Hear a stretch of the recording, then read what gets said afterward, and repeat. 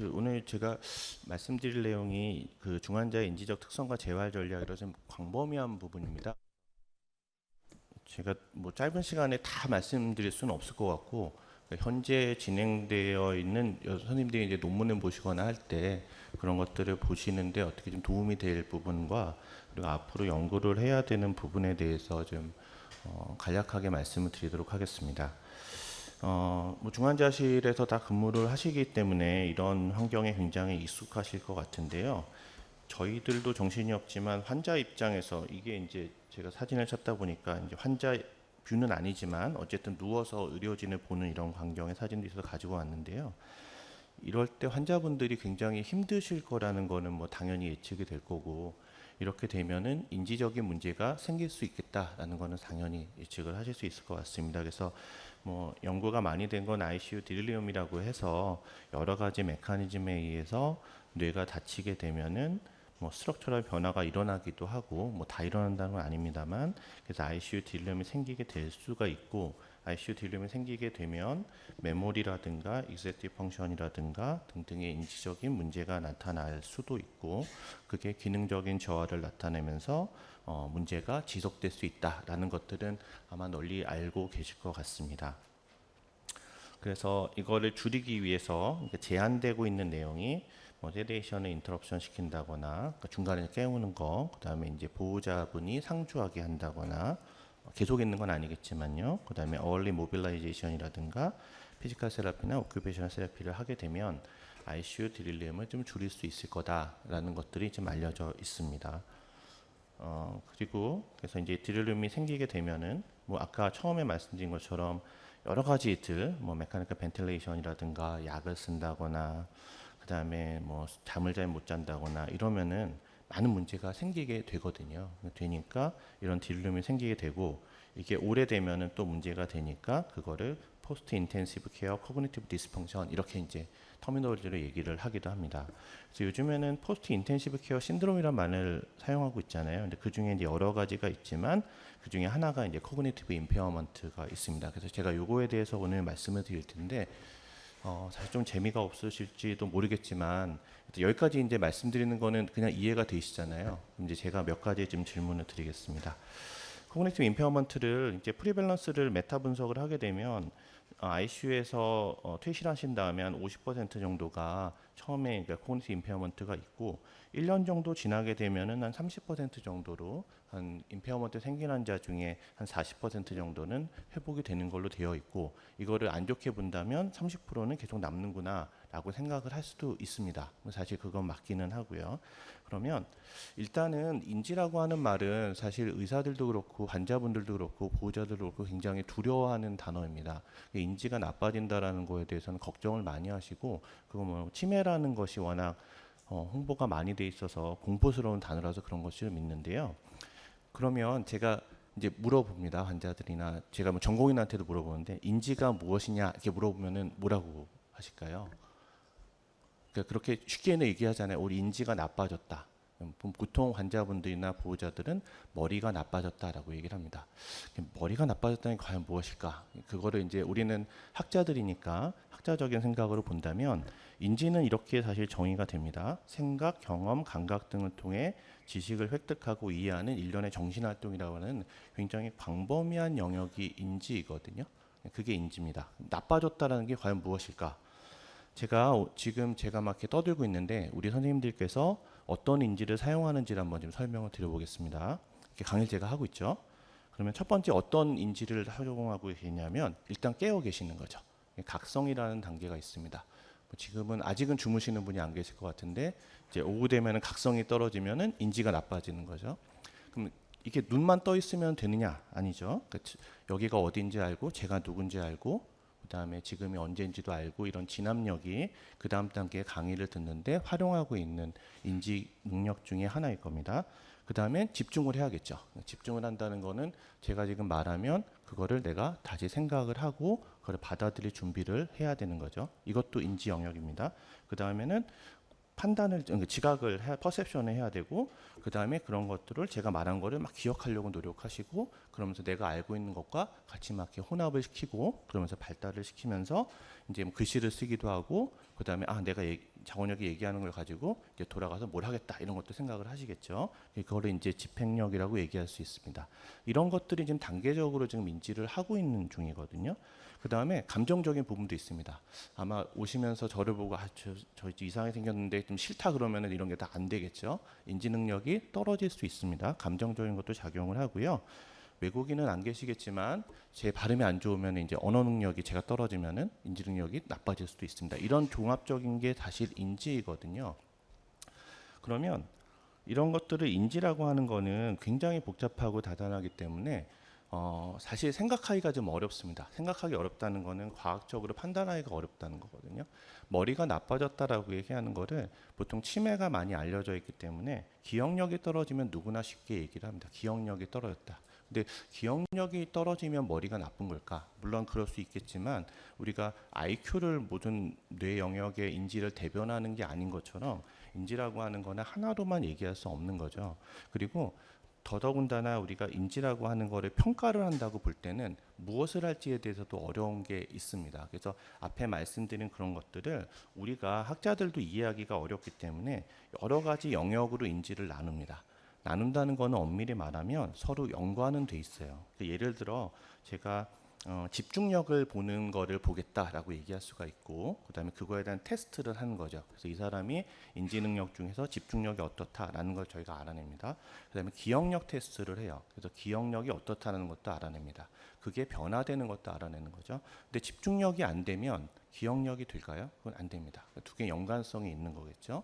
시공간 진압력 이런 것도 체크를 할 수 있습니다. 그리고 실행력도 체크를 해서 이런 것들을 다 종합적으로 평가를 한다고 하지만 실제적으로는 영역마다 평가를 한 다음에 그거를 종합해서 우리가 인지라고 생각을 하는 겁니다. 그래서 다시 말해서 여기서 제가 뒤에서 말씀드리겠지만 인지라는 게 그냥 단순히 ICU에서 오랫동안 치료받고 나오면 중환자 치료를 받으면 인지가 떨어져. 물론 그렇습니다. 근데 어떤 인지가 떨어지는 건지 그리고 어느 부분에 특히 문제가 있는지 이런 것들을 알기가 되게 어렵습니다. 그래서 여러 가지 연구들을 보면은 이런 굉장히 많은 연구들이 나와서 그 메타 분석을 하게 되는데 저희가 주목해야 될 거는 사실 어떤 걸로 인지를 평가했느냐라고 하는 거거든요. 이 부분이 중요한데 ICU 관련된 여러 가지 연구를 보면은 가장 많이 쓰는 게 모카라는 인지 영역 평가단 도구랑 MMC라는 평가 도구를 많이 사용해서 이렇게 얘기를 하고 있습니다. 익숙하신 분도 계시겠지만 그렇지 않은 분이 계실 것 같아서 그냥 설명드린 것보다 오늘 짧은 시간에 같이 한번 문제를 풀어보면서 어떤 걸로 구성됐는지 해보면 어떻게 평가하고 어떻게 우리가 이해하는지 더 좋으실 것 같아서 모카에 대해서 말씀드리겠습니다. 모카는 몬트리올 코그니티브 어세스먼트라 그래서 몬트리올에서 만들어진 게 아니고 거기 회의할 때 만들어진 거고요. 그래서 우리나라로 번안된 게 K모카와 모카 K 두 가지가 있습니다. 자세히 보면 다른 게 이제 그림 같은 게 좀 다르고 단어 같은 게 좀 다르거든요. 그래서 모카 K라고 하는 거는 사실은 우리나라에 조금 더 익숙한 걸로 은역했다고 생각하시면 되고 K모카는 직역했다고 생각하시면 됩니다. 뭐 어쨌든 두 개 다 밸리데이션이 되어 있기 때문에 어떤 거 써도 상관이 없는데요. 영역을 보게 되면은 시공간 집행능을 보는 연구 그 영역이 있고 이름대기, 기억력, 주의력, 언어, 추상력, 지원해상, 진압력 이렇게 되어 있습니다. 앞에 제가 말씀드린 것처럼 여러 가지 인지 영역을 우리가 이해하기 좋게 사실은 나눈 거고 나눈 거에 각각 평가를 한 다음에 총점이 어떻게 됐다라고 얘기를 하고 있는 도구입니다.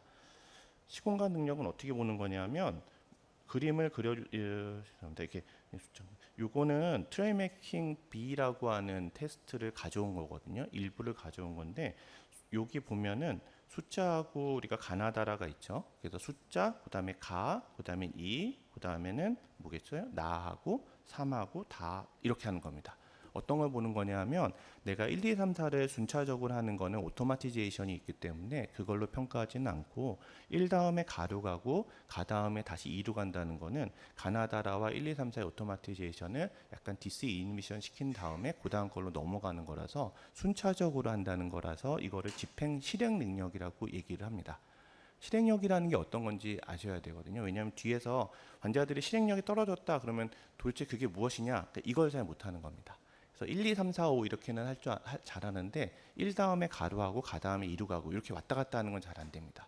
이거를 우리가 보통은 듀얼 태스크 이렇게 얘기도 하죠. 그래서 환자들이 여러 가지를 동시에 잘 못하고 하나하나밖에 할 수 없고 이런 상황이 생기고 뭐 사회생활에서는 이게 안 되면 이제 눈치가 좀 없어집니다. 왜냐하면 제가 얘기하는 동안에 자기 생각만 하고 막 이런 그리고 주변 사람을 살피지 못하고 이런 것들이 일어나는 게 이런 부분의 영역을 체크하는 겁니다. 그 다음에 정육면체를 그대로 그리라라고 해서 시공간 능력도 보면서 따라 그릴 수 있는 거 쉬워 보이지만 이 선이 잘못되는 경우도 많을 수 있고 그 다음에 시계를 그릴 때 11시 10분이 되도록 한다. 이렇게 여기다가 이제 그리라고 얘기를 합니다. 그런 다음에 이런 점수를 이런 식으로 해서 5점을 딱 주는 거예요. 그래서 5점이 만점이라서 이게 4점, 뭐 3점 이렇게 되면은 아 이분은 시공간 실행력 능력이 떨어졌다라고 판단하는 겁니다. 예. 어휘력은 이 단어를 얘기하라 그러는 거예요. 그래서 사자, 이름을 대라고 얘기를 하면 사자, 코뿔소, 낙타 이렇게 얘기를 합니다. 근데 이게 모카 K이고 K는 박쥐가 들어있거든요. 그래서 우리나라는 박쥐보다는 코뿔소가 조금 더 익숙하다고 해서 바꿔놓은 내용입니다.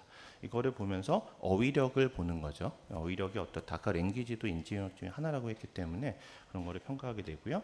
기억력은 뭐냐면 기억력이 지금 사실은 지금 모카 K는 모카는 좀 어렵습니다. 5개를 외우는 거거든요.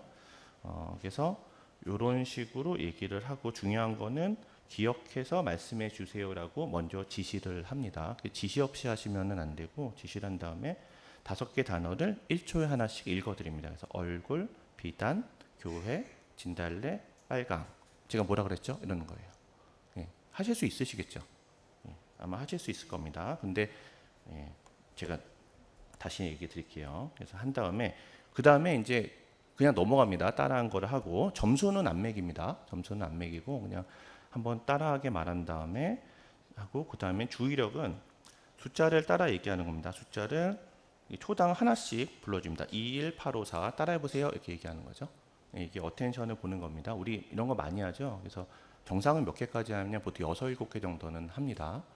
아마 다 선생님들 하실 거고 그 다음에 거꾸로 말하기도 하거든요. 거꾸로 말하는 거는 주의력을 보는 거기도 하고 워킹 메모리를 보는 거기도 합니다. 그래서 7, 4, 2 얘기한다면 따라 말하세요. 그럼 2, 4, 7 이렇게 얘기하시는 겁니다. 되게 쉬워 보이지만 요거 5개 정도 가면은 조금 어려워 하십니다. 근데 어쨌든 목화는 3개까지 이렇게 하시게 되고 그 다음에 이게 이제 환자분들이 짜증내시는 건데 이게 제가 말을 쭉 할 건데 가가 나오면 책상을 이렇게 두드리세요라고 얘기를 합니다. 그래서 바, 나, 가 하면 이렇게 두드리고 그 다음에 나, 차, 파, 가 그럼 두드리고 감 이렇게 하는 겁니다. 그래서 잘하는지 못하는지 보는 건데 어떠신가요? 벌써 짜증나시죠? 이렇게 하고 있으면. 그래서 환자분들이 좀 귀찮아하시고 싫어하시고 감정적인 게 떨어지면 당연히 못하시게 되는 그런 것들이 주의력이고 100에서 700이기도 합니다. 이거는 계산 능력을 보는 게 아니고 그냥 주의력을 보는 겁니다. 그래서 틀린 거에서 다시 들어가는 게 아니고 다시 거기에서 계속 연달아서 계산을 하게 돼서 점수를 이렇게 매기거든요. 그럼 이걸 잘 못한다. 그럼 이제 주의력이 떨어졌다라고 얘기를 하는 겁니다.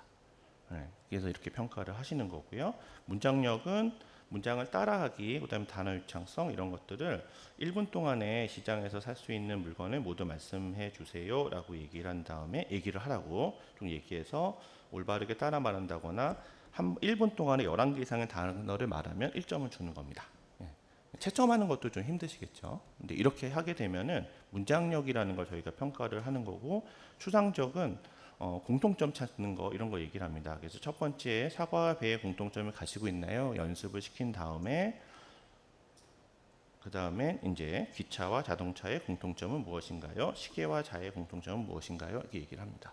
요거에 따라서 추상력이라는 거를 평가를 합니다. 그래서 추상력이 떨어졌다라면은 단어의 공통점을 잘 모르시는구나라고 우리가 판단을 하면 되는 거죠.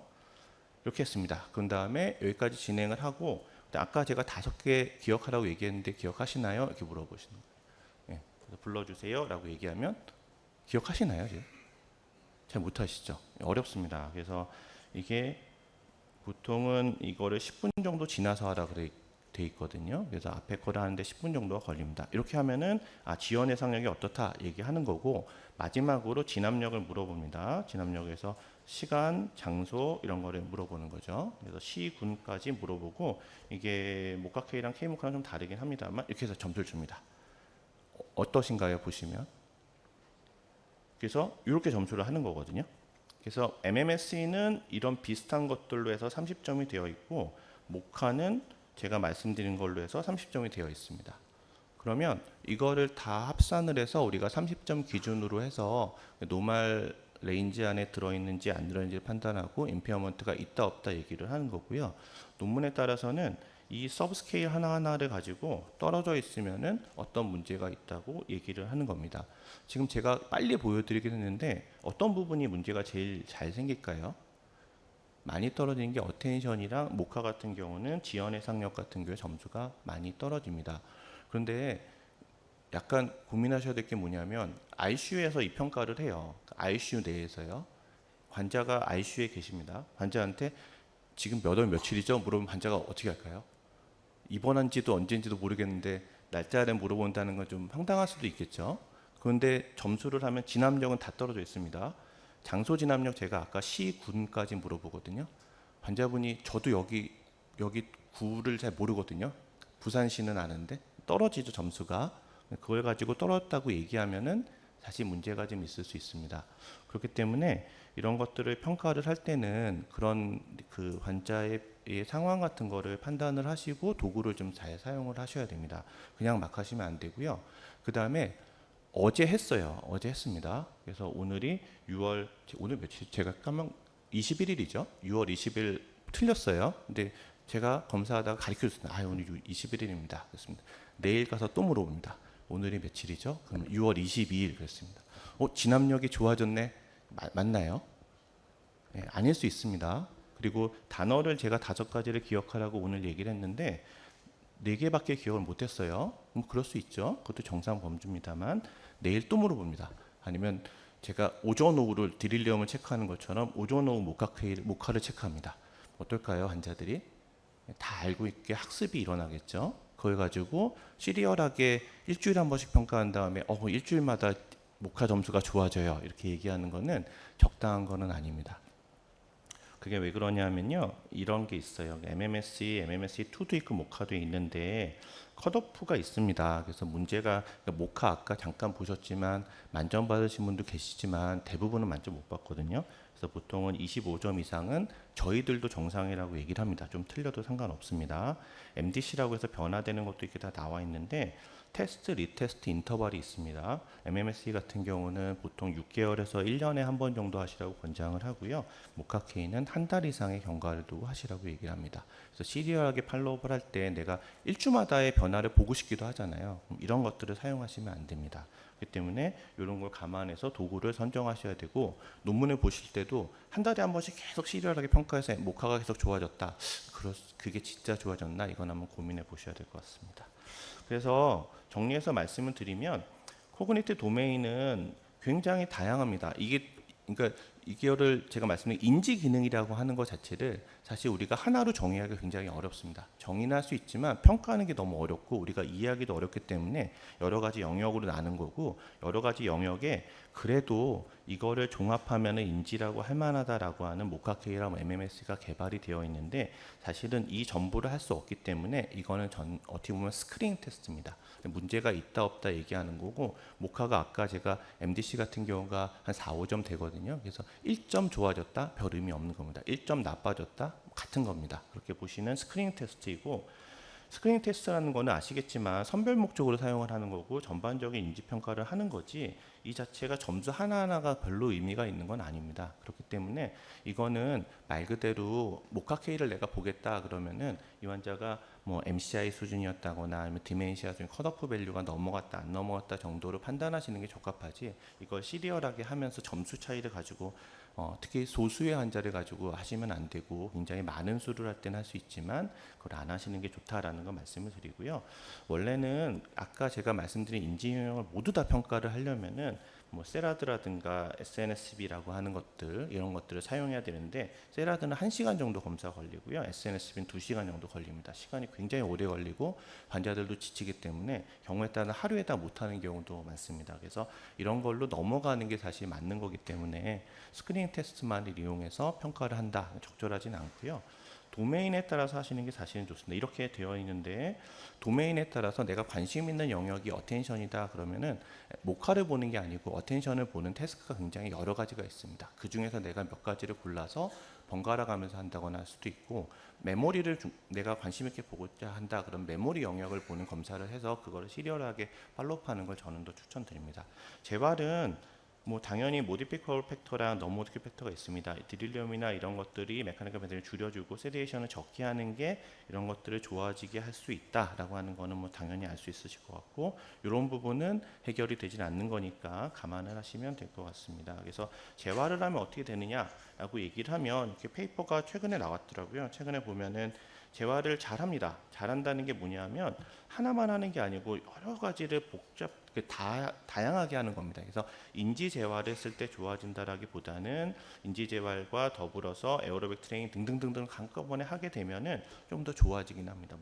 목과 점수가 좋아지는데 여기도 N수가 많으니까 이렇게 서브 스케일을 나눠서 볼 수는 있습니다만 환자 한두 명을 가지고 이렇게 하는 거는 적절하지 않다라고 말씀을 드려서, 어쨌든 인지 재활을 하면은 그 ICU에서 나오신 분들이 조금 더 좋아진다라고 하는 것들은 연구가 되어 있습니다. 전략은 그런데 아직까지는 이렇게 제한이 되고 있습니다. 코그니티브 스timulation을 주고 리오리테이션 테크닉을 하고 딜리리엄 프리벤션을 하고 사이클 서포트를 하고 이런 것들을 하는 거는 일반적인 딜리리엄이랑 거의 동일하게 보시면 될 것 같고, 이런 것들이 어떤 것이 얼만큼 좋아지는지 이런 것들까지는 연구가 좀 안 되어 있는 상황입니다. 예, 그래서 굉장히 다양한 리스크가 있고, 그다음에 연구들이 다 헤테로지너스하기 때문에 일단 평가 도구부터 헤테로지너스합니다. 그래서 그런 것들을 잘 감안하셔서 계획을 세우시면 좋을 것 같습니다. 예, 제가 준비한 거는 여기까지입니다. 예, 감사합니다.